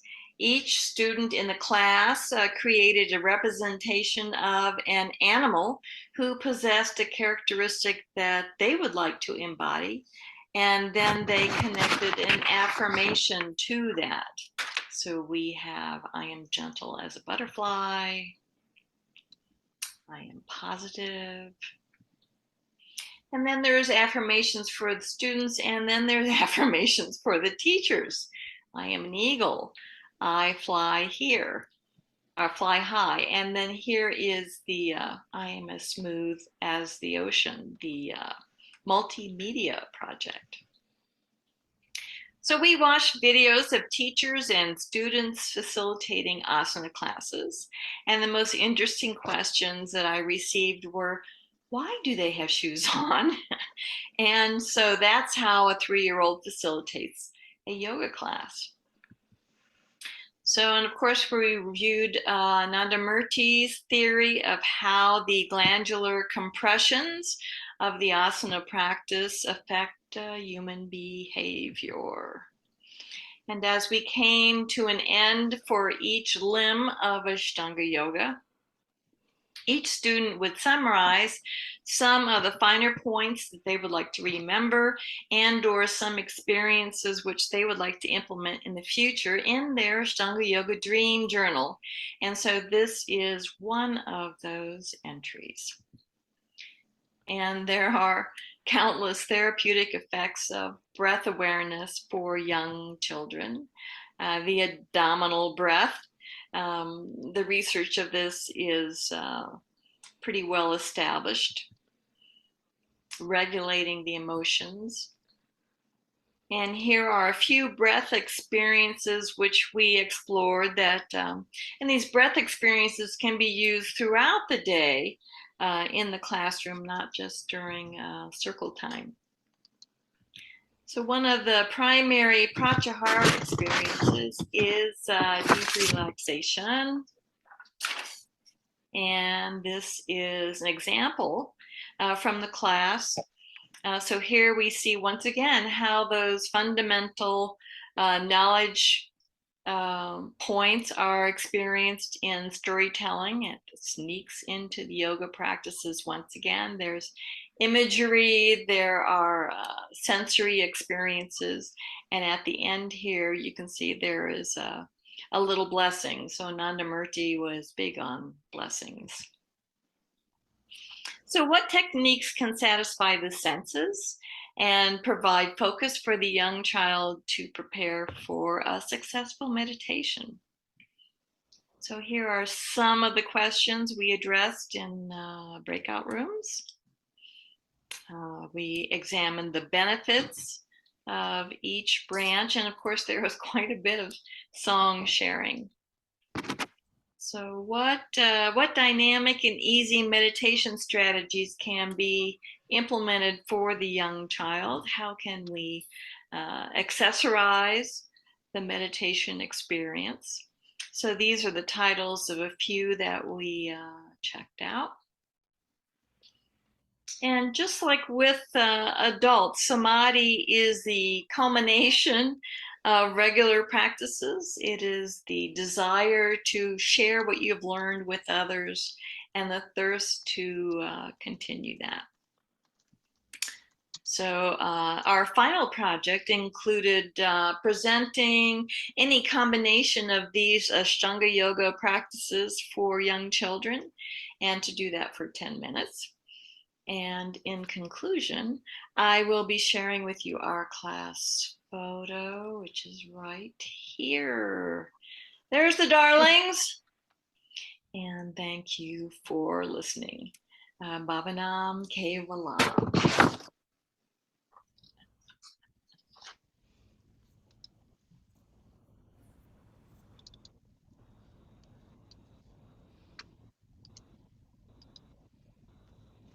All right. I'm going to kind of move things along here. Can you all see this slide, Descriptive Inquiry? I will say that briefly, this course, NHE 111, follows child development, but it really is a very different, I might say deeper method of coming to know the child. Descriptive inquiry, it's a phenomenological form of teacher research. And I think that this is one of the things that can really make neo-humanist education unique, because it really is a form of meditation on the mystery of the child and their uniqueness and potential. Krishnamurti says, to bring about a radical transformation in society and oneself, the observer must undergo a tremendous change, and that is to realize that the observer and the observed are one. So if we think of the task of the neo-humanist educator to really recognize the multidimensional nature of the human being, you can't do this through stage theory or through preconceived ideas of who the child is. If we really want to create learning environments that nurture the development of all of the layers of the mind, that's a very different kind of situation. So we ask essential questions in this course. How can we make the child more visible and bring all the levels of the child into awareness? How can neo-humanist teachers develop the power of educational observation to better guide young people on their unique journey? And how can we unpack our own assumptions and biases in order to see clearly? So teachers are taught in this course to slow down. This is all pretty easy for people who already meditate, to be attentive, to be focused, to look and listen carefully, tend to both their intuition and knowing. So we assume that children are actively trying to make sense of their world, but we don't describe them in terms of their stage and their milestone. We attempt to gain access to their modes of feeling, thinking, and learning. So we look at what captures their attention, what arouses their wonder and curiosity, and what sustains their interest and purpose. So really, with descriptive inquiry, we're learning more about the child's inner motivations, what is at the heart of their character. There's some scaric patterns, and how to either nurture these or perhaps interrupt them and help shape and change them, how they forge connections with the world, what they care deeply about, and really, essentially, who are they becoming? There's different forms of descriptive inquiry. We focused only on the review of a child for this, and I'd be happy to share the chapter with anyone who's more interested in this. But basically, the practices are teachers learn to objectively record their sensory perceptions, not their preconceived ideas, but what they see, hear, and can touch. We practice using non-judgmental language when describing a child.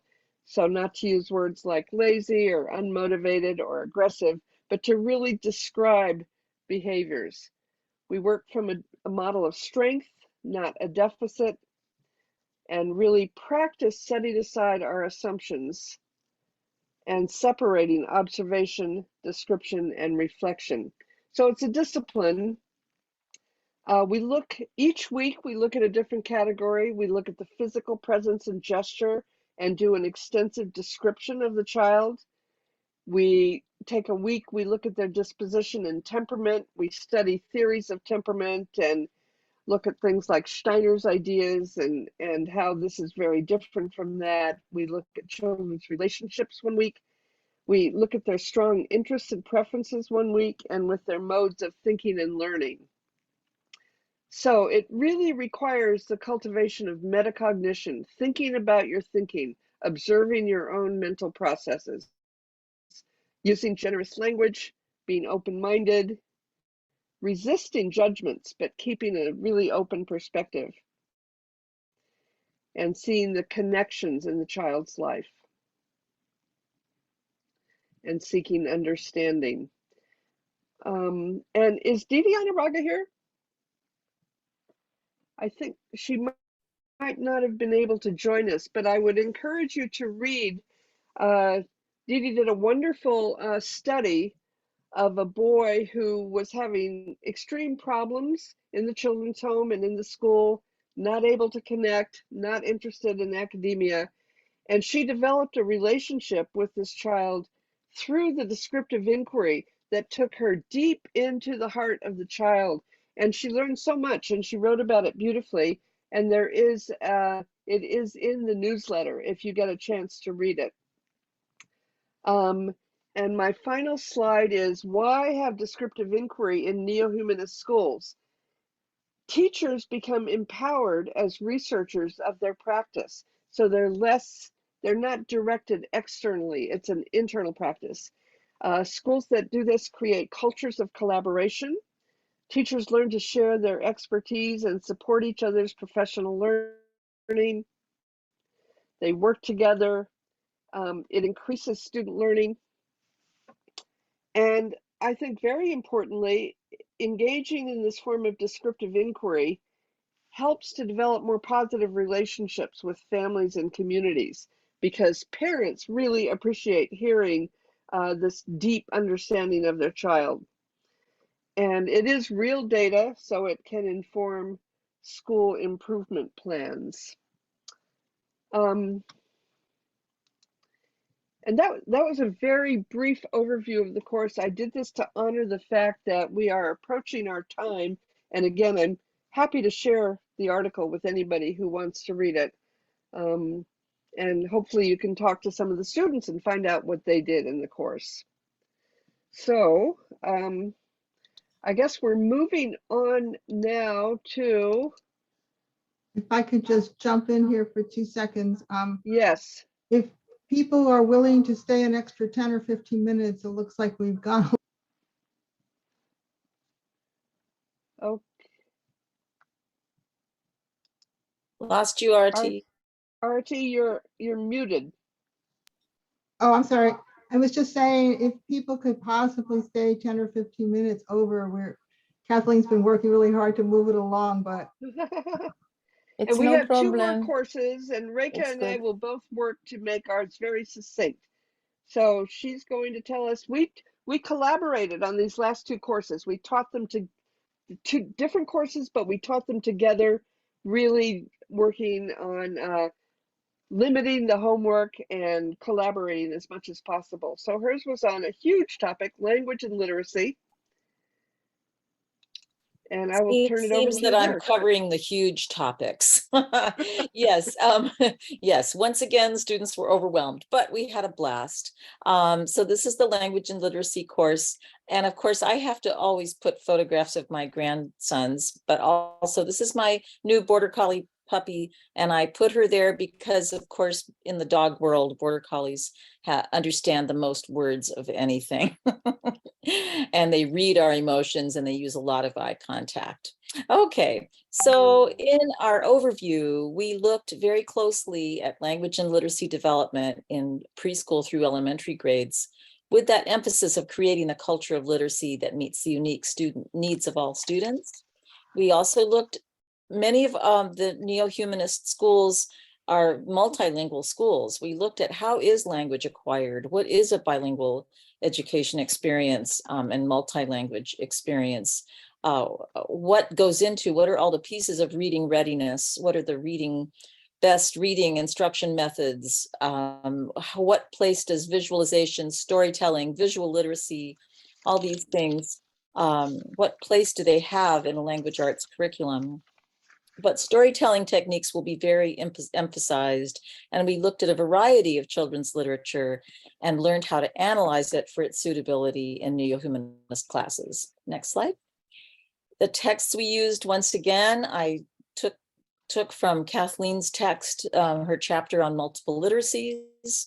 We took some sections from NHE Foundations, Niti Gannon's Teach Me to Fly, and Rutger Tominga's storytelling school class. And in this class, or his storytelling school book, and we were able to bring him in as a guest speaker, along with Didi Nanda Devapriya and Leah Landau, who spoke to both classes on music and movement. And once again, a huge amount of resources and videos and articles on language and literacy development.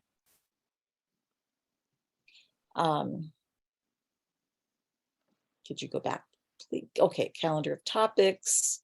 Again, huge amount of information in a short period of time with lots of resources students can refer to later, in close collaboration with Kathleen's curriculum class that was going on at the same time. Next slide. I emphasize that language arts is key to all areas of curriculum. And what are the basic aspects of that? Next slide. You can go ahead. I'm skipping. What do we mean by making meaning? And here's where we look back at our child development class and looked at how children construct knowledge based on Piaget's stages and how they contextualize things via Vygotsky's sociocultural theory of development as they make and test out new ideas with their peers and family and community members. Next slide. And here I give a few examples of children making sense of the world. In the first example, the little girl hears that this is a Hershey bar, this chocolate bar, and she's going back and forth. She's trying to figure it out. And finally, She says, her, she, mommy, is this a girl candy bar? You know, fun examples like that. But when you're aware of how children's thought process works and how they're making sense of the world, you can tune in to those kinds of amazing moments when children make those kinds of comments. Next slide. We also looked at global language issues and at the importance of preserving languages, and then P.R. Sarkar's encouragement to make sure we all keep our mother tongues, but develop a lingua franca so we can all communicate together. Next slide. From Kathleen's chapter, we look at the importance of developing a pedagogical multiplicity of literacies, as she puts it, and how Neo-Humanist education looks closely at the differences in time, place, and circumstances which dictate the choices that we make in our subject matter and instructional methodology. And the idea behind our joint final projects in our classes was that the language and literacy piece is like the foundation that we build on with the other arts. Next slide. So we worked very carefully and diligently on how do we select a nice collection of children's stories to fit with their final theme for their final project. And we made sure the students were on that by week 4 of the class. And then they could begin planning their curriculum unit around those stories and theme. We had weekly reading assignments, journal writing, and that ongoing curriculum project development and children's story and book selection. And here's a student book assessment example early on in the class. The student looked at a wonderful children's book from Australia that was developed as part of the Australian First Nations cultures. And this idea, the message that as humans we're connected to everything. And she thought this was a beautiful example of a neo-humanist book. And her final thoughts, when at the bottom it says, why do you consider this quality literature? She says it's very unique in the way it's been written using archival photographs and shares a deep, sophisticated, interconnected worldview with children in a very simple and interesting way. And many of the students found this this exercise to be very helpful. This, along with some of the storytelling techniques we learned, to really emphasize, even with like maybe traditional stories that aren't necessarily neo-humanist based, but how we can make them that way and how we can really become critical thinkers and work with children on a lot of these traditional stories. It's very lovely. And I believe that's the end. Is that my final slide? Yes.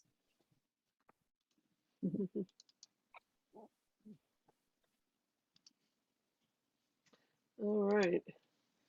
Can people see this? Yes? Yes. All right. And this was so much fun to teach a course with Rekia on the arts-based curriculum design and integrate that with literacy. We really asked the question, why do the arts exist? And we know that they exist in all cultures everywhere. And we know that Sarkar has emphasized the role of the arts in education.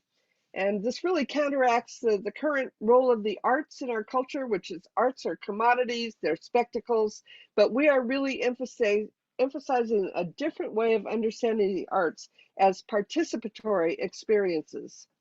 Art as the idea of making things special.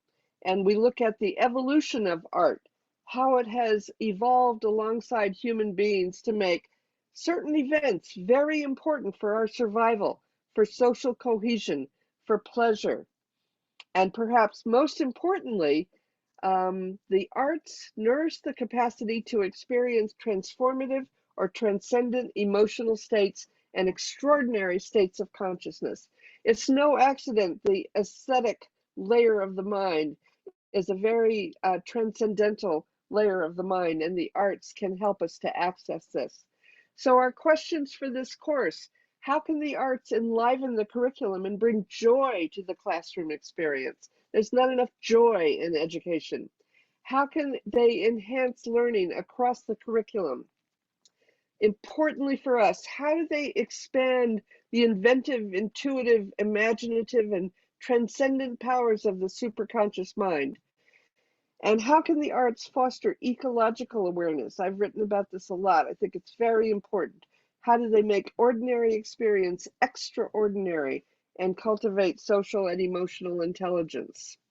So I believe that we need to help young people develop what I call cultures of enactment, where they participate in communal experiences in which they tell and retell the fundamental stories of our existence, our ecological stories, our relationships with plants and animals, as well as the mythic stories, the ancient stories that carry forth the blueprints of a moral universe. So this is sort of my theory of the arts and neo-humanist education.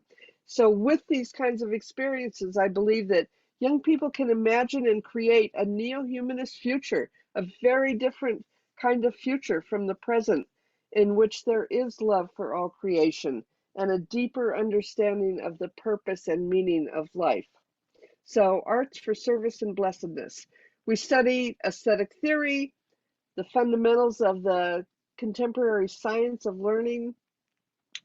This, again, we did a whole lot in this course, studied integrated interdisciplinary curriculum design, perspectives and approaches to arts-based learning. And I think the most fun we had was looking at basic skills in the arts. So we had a week on creative movement, and we really looked at the very practical ways of how do you develop a creative movement program in your school. We looked at creative drama, and I've written a chapter on this, the very many different ways that drama and enactment can enliven the curriculum. Alita Bell from the River School graced us with a wonderful presentation on visual art and how art is used in the River School in terms of connecting with nature, in developing identity, really some wonderful examples of the use of art and sculpture in their school. And Leah Landau joined us, Vishvapriya's daughter, and she has the expertise in music. So we had a lot of fun really learning about really a deeper, not just singing, but really a deeper dimension of how to bring musical skill to students. So that was a lot of fun. For the final project, this was integrated. It met the requirements of both the literacy course and the curriculum and arts course. So they had to create a formal curriculum unit, which is a really big deal. It's a very big piece of work. So curriculum units include concept maps, culminating activities and enactments like plays or events at the school. They must have essential questions, literacy understandings, learning skills, a number of arts-based lesson plans, and authentic assessment. So this is a very big piece of work. And I just want to share the cover of the presentations that many of our students did to give you a sense of the curriculum topics that they chose and how they developed these through an arts-based curriculum. We have a learning English through an ecological study of elements, the beauty of flowers, building harmony in the classroom. What is so great about earthworms? The weather in my country and the weather in me. A wonderful unit on living coral reefs in Hawaii. Superheroes are everywhere. Curriculum unit title, I Love Myself. What do you know about ants? Are they useless insects? A unit on our friends, the insects. A lot of people looked at insects. We really fell in love with insects during this class. My feelings and me, and we are water and water is us. So you can see the great diversity of topics that students chose. We finished the 8 weeks looking at a research study by a disciple of Sri Aurobindo that really looked at hundreds and hundreds of pieces of work of children who were taught to meditate. And then the research question was, what would happen if they were asked to draw immediately after meditation? Would there be an increase in creativity? Would they display unusual knowledge? And what we learned was that through meditation, children were sort of tapping into this universal set of archetypal images and really doing amazing art. And so I think it sort of encouraged all of us to really think more deeply about the connection between artistic expression and meditative and contemplative practices, and how these can be deeply integrated into neo-humanist education. And I will say that students in the class then had an assignment where they were to draw following their own meditation, and they came up with some really beautiful pieces of work. So that was the integrated arts class. And let's see, Arati, do you want to jump in and tell us where we are now? I think we are about to have a very brief look, really brief, at what's coming up. Yeah, we're at the 2 hours. I think, Kathleen, you could probably wrap it up in 5 minutes or so, right? Or 10 at most. Okay, I shall do that. Just run through it. Okay. Let's see here. Share screen.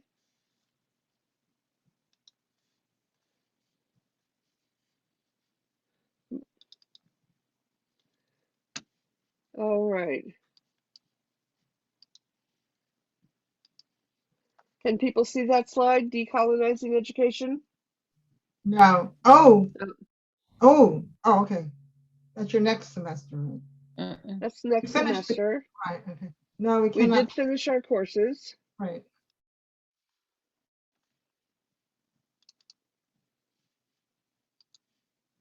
Yes. Sorry for any technical glitches here. How's that? Yes. Okay. So we are limiting our courses. Next year, we'll only have one course per 8 weeks. We've learned our lesson from that. But these are the courses that will be finishing up the program for the students. We will be looking at decolonizing education and exploring the important processes of culture, colonization, and decolonization in particular places, and how our social studies curriculum can align with a social justice mission. We'll be looking at Prout philosophy and the cultivation of the character, knowledge, and commitment necessary to social transformation. We'll have one course on place-based learning in science, technology. I've changed STEM from science, technology, and engineering to science, technology, ethics, and math. So we'll be exploring the role of STEM in a neo-humanist world and an ethics-based framework for teaching the sciences. And here's where we'll also start to look at indigenous ways of science and knowing alongside Western empirical science. Ms. Shala will be teaching a course on the social context of learning, really digging deeper into adverse childhood experiences, since so many of our educational projects are with refugee children or homeless children, and how to foster healing, social emotional well-being, creativity, and learning. So that will be a really interesting course. And then we will have a capstone course. This could be many things. For a new teacher, it could be a student teaching experience or an internship. It could be the design of a school. It could be the design of a project. So it'll be individually designed capstone projects. And the other part of that course is that all students will compile a portfolio of their work that demonstrates their competency in all of the areas that they have studied, as well as their commitment to lifelong learning and professional development. So it'll be a wonderful artifact for each student to have a portfolio that demonstrates all that they've learned. Thinking ahead, we are already planning for possibilities. One possibility is mini courses, so that we have certificates of specialization with 1 credit courses that could be given at a retreat or at a gathering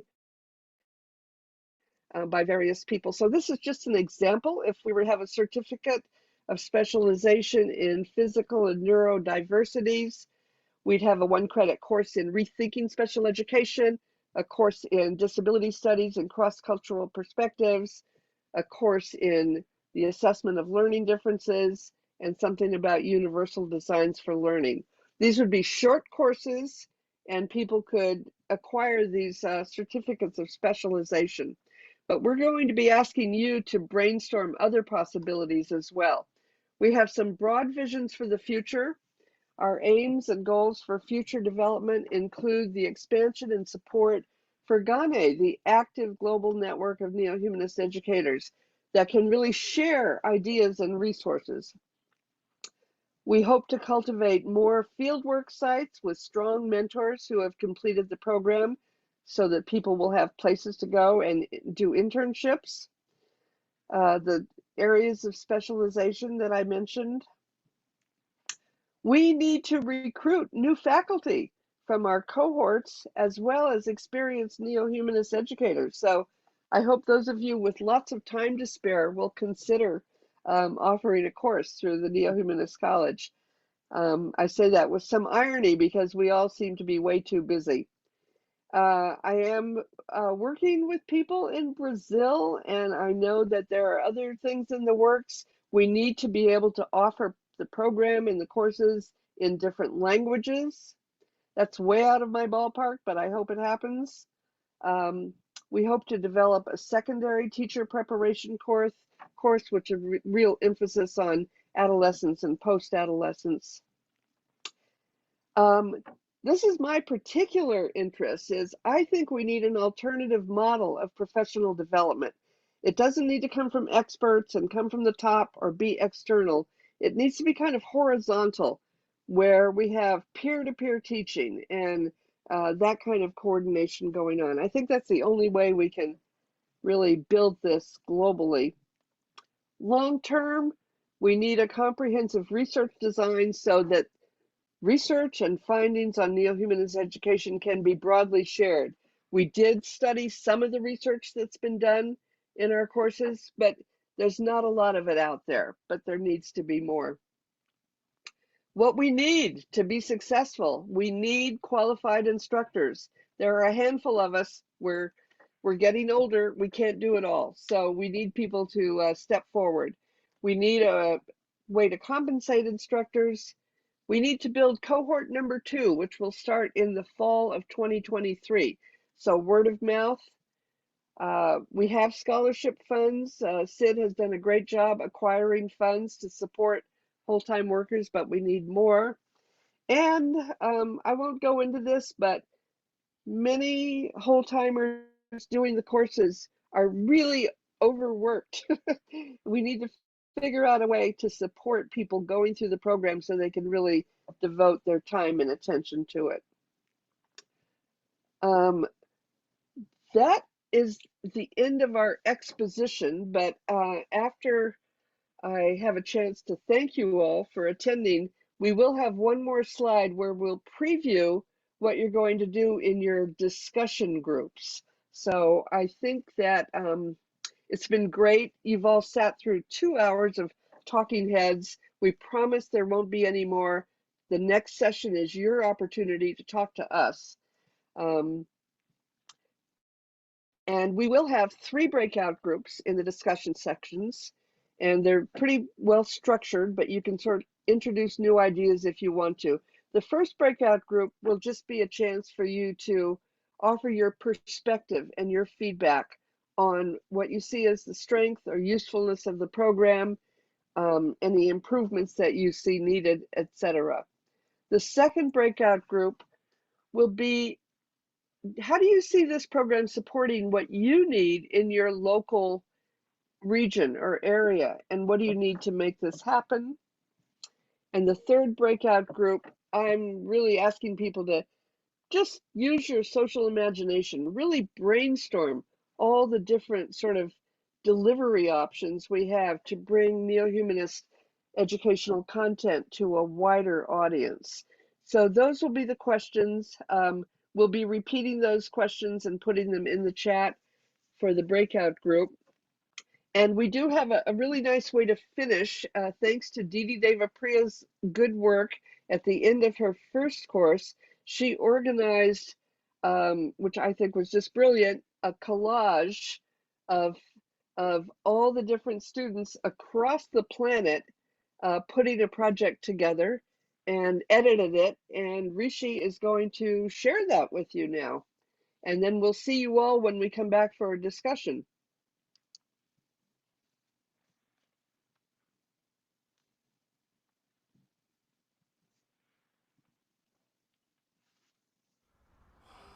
Do we have sound, Rishi? We are the rising sun. We are the change. We are the ones we've been waiting for, and we are rising. We are the rising sun. We are the change. We are the ancestors of tomorrow. We are rising. We are the rising sun. We are the change. We are the ones we've been waiting for. We are rising. We are the rising sun. We are the change. We are the ancestors of tomorrow. We are rising. We are the rising sun. We are the change. We are the ones we've been waiting for. We are rising. We are the rising sun. We are the change. We are the ancestors of tomorrow. We are rising. Yes. We are the rising sun. We are the change. We are the ones we've been waiting for, and we are rising. We are the rising sun. We are the change. We are the ancestors of tomorrow, and we are rising. We are rising.